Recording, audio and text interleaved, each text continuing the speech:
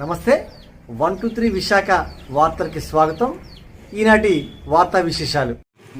గొలుగొండ మండలం ఏల్పురం గ్రామంలో మండల స్థాయి ఆటల పోటీలు ప్రారంభించిన అధికారులు, ప్రజాప్రతినిధులు.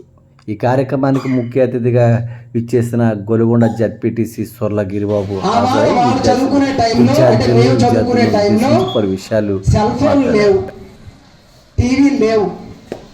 ఖచ్చితంగా టైం పాస్ అవ్వాలి అంటే స్కూల్ తర్వాత గ్రౌండే, వేరే ప్రత్యామ్నాయం ఏమి లేదు. అవాళ లేదా నలుగురు ఫ్రెండ్స్ కూర్చొని చక్కగా మాట్లాడుకోవడం, లేదంటే గ్రౌండ్కి పోయి నలుగురు ఫ్రెండ్స్ కలిసి ఆడుకోవడం.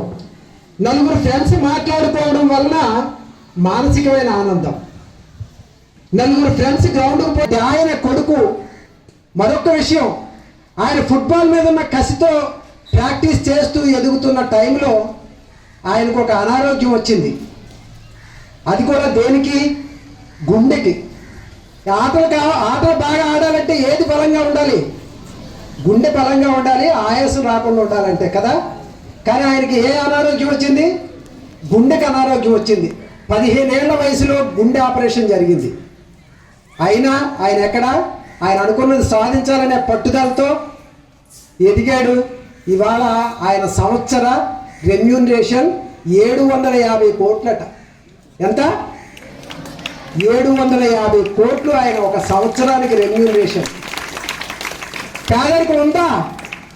పారిపోయింది భయపడి. రొనాల్డోని చూసి పేదరికం పారిపోయింది. ఇవాళ ఆయన ఏం చేస్తున్నాడు?